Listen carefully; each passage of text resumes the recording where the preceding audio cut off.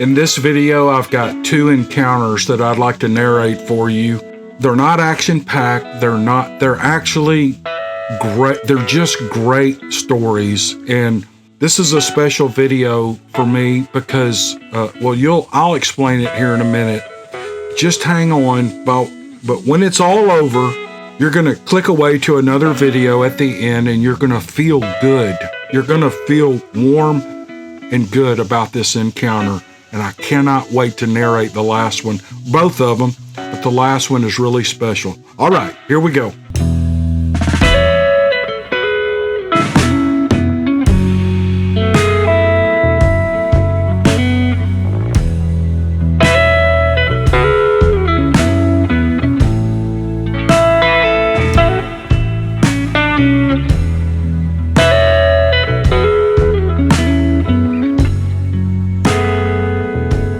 Started this recording several times because I can't keep my dogs from walking around the office here. My chickens from clucking and crowing outside, so it's just part of the package with me. I'm sorry. You have to deal with it. Hey, there he laid down. Here's an encounter from northern Minnesota sent to me by Matt. This encounter took place in 2001. I grew up in central Indiana in a family that loves to fish. I was home for my freshman year of college, and we all had the itch to do some serious fishing, which you can't do much of in central Indiana. Apparently, that's where Matt is from. So we decided to go up to northern Minnesota, about 45 minutes north of Grand Rapids, to spend the week on all the lakes in that area. The cabins we stayed in were in a fairly remote location. There was an old 2-lane highway that went through the thick forest. Eventually, there was a dirt driveway that you turn onto to get to the cabins. I say driveway because it is almost a mile back into the woods from the main road. Just like the main road, it was thick woods on both sides of the driveway. So thick, in fact, that there were portions where the trees created a canopy over the driveway, blocking out much of the sunlight even during the brightest sun of the day. At the end of the driveway, there were 3 cabins surrounded by lakes. My family would split up in the 2 smaller cabins, with the main cabin being occupied by the property owners. The property owners were a retired doctor and his wife, 2 wonderful people that we enjoyed getting to know during our week there. Our typical routine was to wake up, eat breakfast, hit the lake until early afternoon, and come back in for lunch. After lunch, we would typically rest or hang out in the cabins until the heat of the day passed, and we'd go back out to fish again. One afternoon, we had finished lunch, and my mom decided she wanted to go for a walk. She told us she was going to walk down the driveway to the road and back again, and she invited the rest of us to go.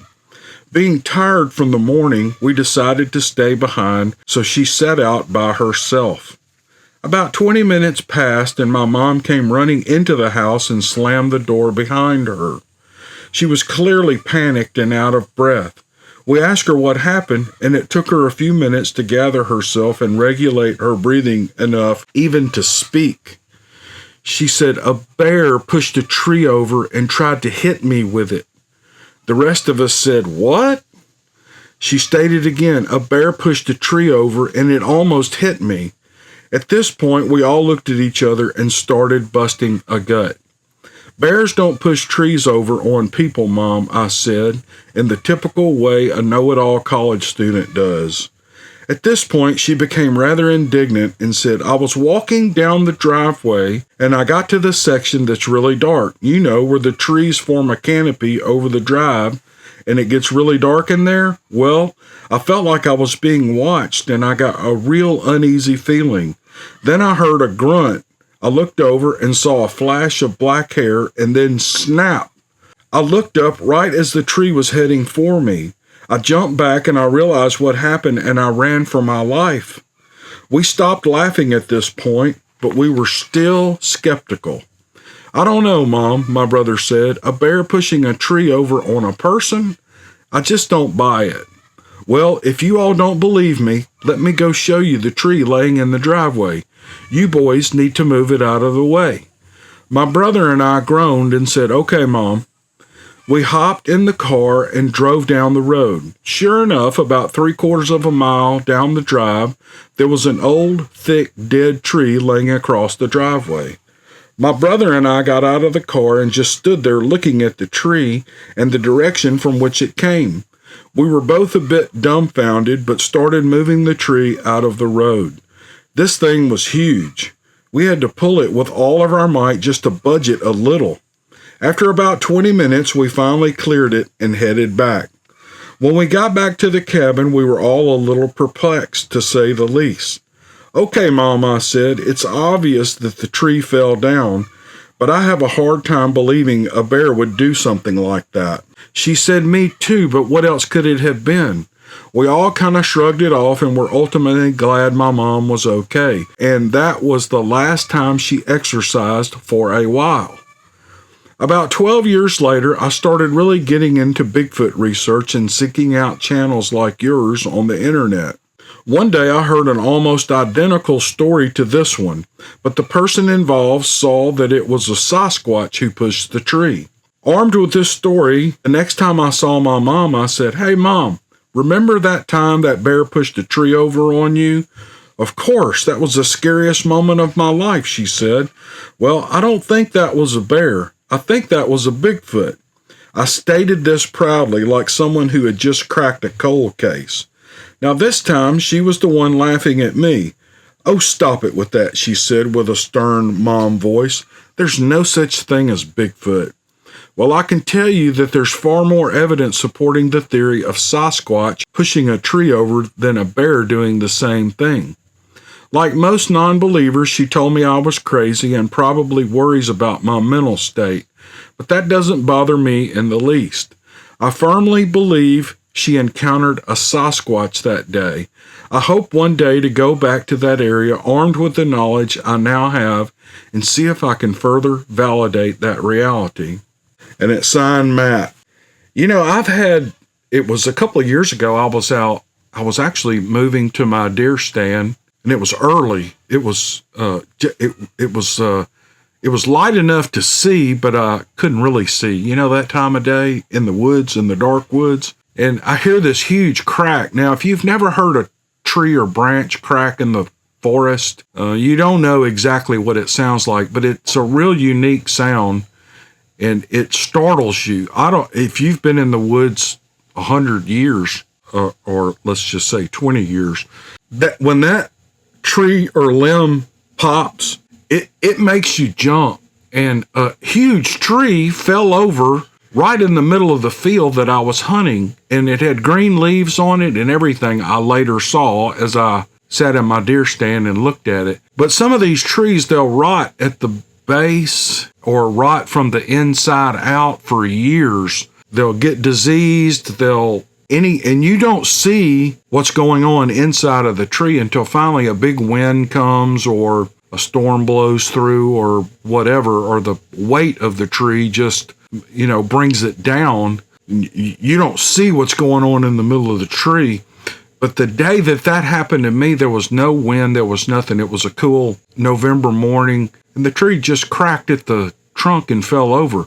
Now, I don't think anything pushed it over. I think it just fell over. The point is that if she saw something black moving away from the tree, that's a pretty big indicator that something was going on there. Or maybe there was a bear close to the tree, and when it cracked, the bear ran off.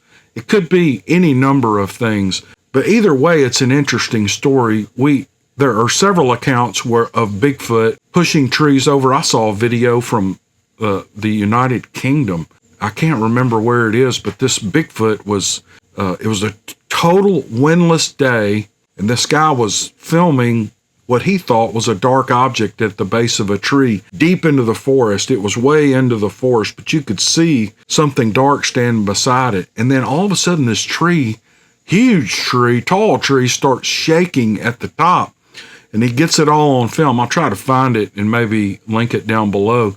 But it's real interesting what they do with trees. And like cars and different things, maybe it's just a game with them. I don't know. But great story, Matt. Thanks for sending that, buddy. I appreciate you. This last story is really good. It was actually handwritten and sent to my post office box. I have a post office box listed on my channel on the About page if anybody wants to send me a handwritten encounter.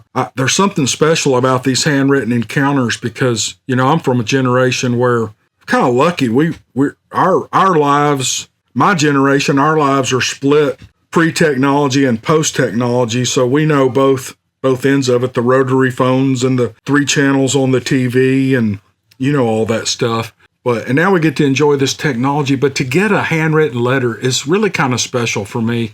And the story is about a woman in Wisconsin who has been through a real traumatic event in her life, a real hurtful event, and she's finding peace in the woods just for the moment, just for the day, from the most unlikely source. She finds a connection with the mythical creature of a Bigfoot. I'm finding out the longer I do this channel, the more I enjoy the human element that goes with these stories, more so than the cryptid element, because that's what I'm interested in. I've always been interested in people.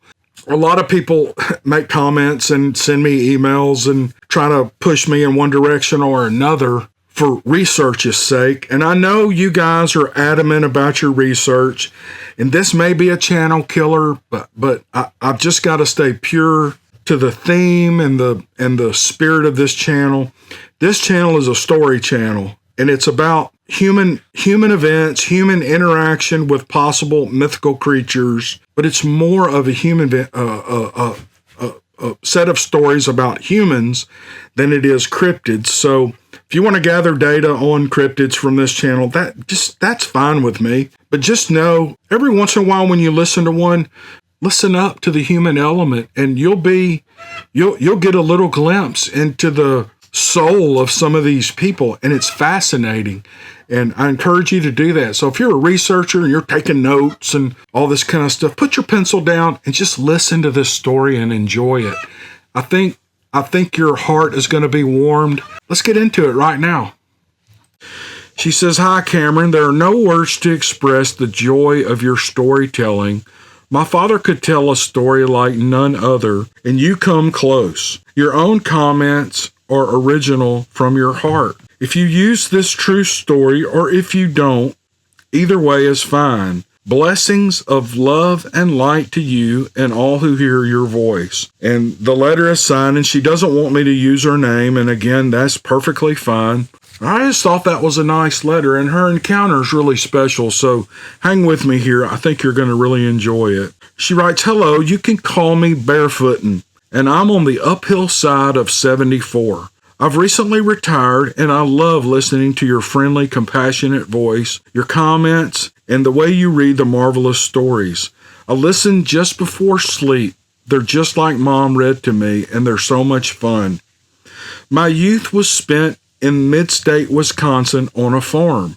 Those free-spirited, abandoning years with my parents and 3 brothers set my foundation for success in this life. We had 200 acres. 80 acres was wooded. We all lived outdoors. We worked and played with our feet in Mother Earth. We hunted deer, rabbit, squirrel, grouse, quail, pheasants, ducks, turtles, and frogs, all of which were plentiful. We fed the deer and the ducks when the winters laid 5 feet of snow upon the land. We shot only what was needed for food. It was a given that whenever I was deeply sad, the kind of sad which cannot hold back the tears, the kind of sad when the walls of the house aren't big enough to hold your feelings and close in to smother you, to the deep dark arms of the trees is where I would go. Cutting a trail eases my mind and then my heart and soul. So when my husband left me at age 35, no longer on our farm but working in a big city, I drove to Castle Rock State Park south of Rockford, Illinois. It was simply a perfect late fall afternoon.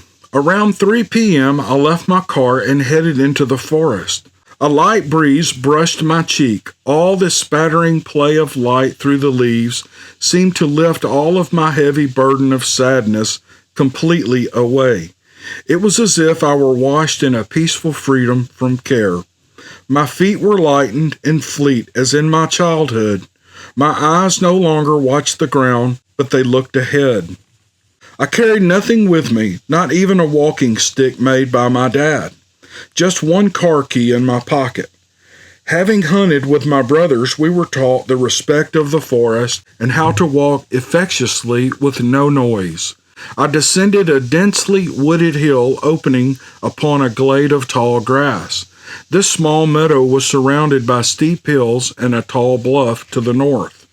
As I stepped out of the shaded tree canopy, only 20 feet to my front, on the right side into the south side of the valley, came the sound. We who have heard it never forget it. An immense, expansive intake of air emitting a whoop as he filled his lungs. At once another repeat whoop by the same being. I began to apologize, totally unafraid, because man is the most feared in the forest. I began to speak as if to a frightened, startled animal. "Oh, hi," I said. "I'm sorry I frightened you. Do not fear, I'm not going to hurt you." But my mind was thinking a mile a minute. Two things happened simultaneously as I spoke. I heard a whoosh of parting air, something unheard splitting the wind, which ended just behind the first being. It emitted a quiet intake of air and a short whoop. I stood peering into the woods where the high military ridge dove down into the grass valley meeting the trail. I could feel two beings watching me. I thought to myself, not a lion, most like a lion's roar, not a bear. What has an enormous lung capacity and a long trachea to cause ground vibrations? I startled it. One was following the other at a distance coming back from the eastern Rock River.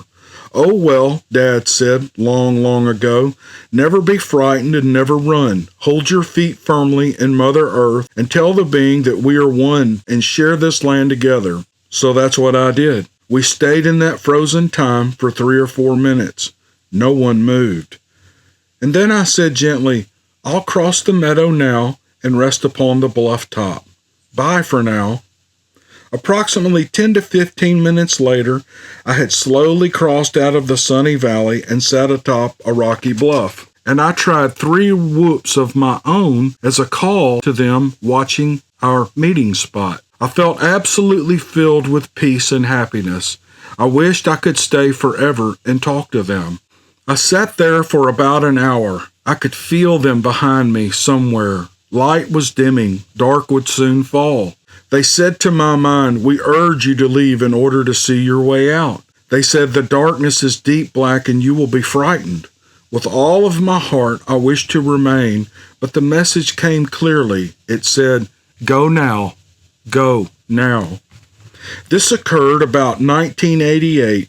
In the years which have passed, when I am deeply upset or deeply sad and walk in the forest, I smell a faint odor of skunk come around me, and a few feet away will be found a large feather. Sometimes it's a turkey feather or a pheasant or another bird. That's when I know that they have come. You are the first person to which I have recounted this experience, the very first. Why did I never tell?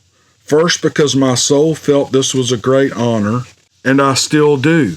I weep at the remembrance as it is that poignant to me. Secondly, no one would believe me, and since I keep my own counsel to others, it would not be pure. I wanted no idle speculation to tarnish my truth. They are our brothers who split to interpret dwelling here differently than us. They have adapted to the same environment. After my meeting, I wonder who enjoys life more. They will expose themselves only when they know we are ready to speak from our hearts. Then there will be no words necessary. Thank you for listening. Signed, Barefootin'. Barefootin', you're a lovely person. This is a lovely letter and encounter, and I wish you the best. I wish I could meet you. I bet we could sit on the front porch and if you drink beer, have a beer and talk about a lot of cool things, and I'm sure I would be enthralled. And again, thank you, ma'am, so much for sending the letter. Okay, that's going to do it for this one.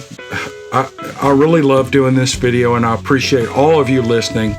We'll see you guys on the next one. All right.